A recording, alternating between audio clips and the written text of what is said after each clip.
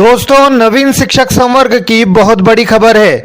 मध्य प्रदेश के समस्त अध्यापकों के लिए बहुत ही बड़ी और महत्वपूर्ण जानकारी। दोस्तों, शिक्षा विभाग की एक गलती और अध्यापकों को हो रहा बड़ा नुकसान। सेवा अवधि को लेकर एक बहुत बड़ी खबर, एक बहुत बड़ी मांग। आरिफ अंजुम ने प्रमुख सचिव स्कूल शिक्षा विभाग को लिखा अनुरोध पत्र। दोस्तों, यदि आप भी मध्य प्रदेश में अध्यापक हैं तो वीडियो पूरा जरूर देखें ताकि आप भी सेवा अवधि के महत्व और नियम से पूर्णतः परिचित हो सके। साथ ही अन्य साथियों तक वीडियो को शेयर करें, लाइक और चैनल को सब्सक्राइब अवश्य करें। सेवा अवधि की गणना नियुक्ति दिनांक से मान्य हो। अंजुम, अध्यापक संवर्ग के कर्मचारियों को राज्य शिक्षा सेवा में क्रमोन्नति, पदोन्नति एवं वरिष्ठता हेतु सेवा अवधि की गणना नियुक्ति दिनांक से मान्य की जाना चाहिए।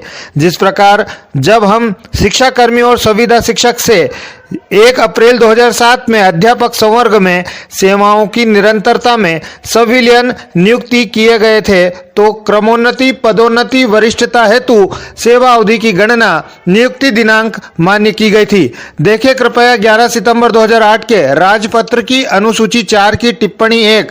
लेकिन अब राज्य शिक्षा सेवा में नवीन नियुक्ति कर 20 वर्ष की पद की वरिष्ठता समाप्त कर दी गई है। देखिए कृपया 30 जुलाई 2018 राज्य शिक्षा सेवा के राजपत्र के नियम 14 के 7 में वरिष्ठता शब्द गायब है।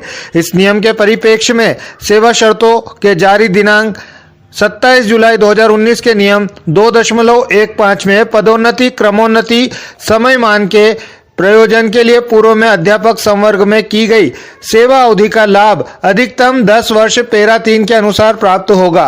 अतः पैरा 3 को समझ लिया जाए।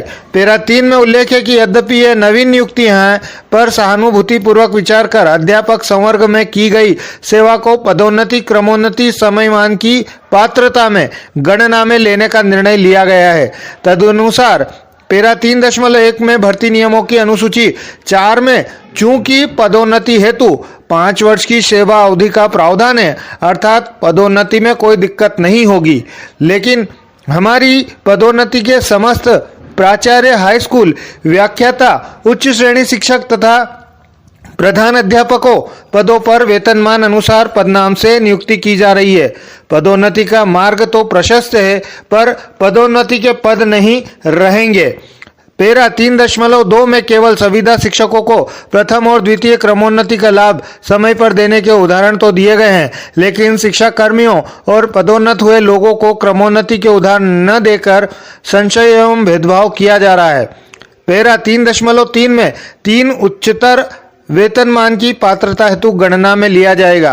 पैरा 3.4 में क्रमोन्नति, पदोन्नति समयमान का लाभ भर्ती नियम तथा संगत नियम निर्देशों में उल्लेखित शर्तों तथा मापदंडों की पूर्ति आवश्यक होगी लिख कर विवाद पैदा किया जाएगा, और विवाद होने पर पैरा 3.5 के अनुसार किसी प्रकार के विवाद की स्थिति में शासन का निर्णय अंतिम होगा। सार अर्थात अभी भी क्लियर नहीं है कि क्रमोन्नति हेतु सेवा अवधि की गणना कब से की जाएगी। यदि पैरा 3.2 के उदाहरण सही हैं और मंशा साफ है, तो फिर नियम 2.15 में सेवा अवधि का अधिकतम लाभ 10 वर्ष तक ही दिए जाने का उल्लेख क्यों है। इस षड्यंत्र को समझना होगा। 11 सितंबर 2008 के राजपत्र की अनुसूची 4 की एक टिप्पणी है।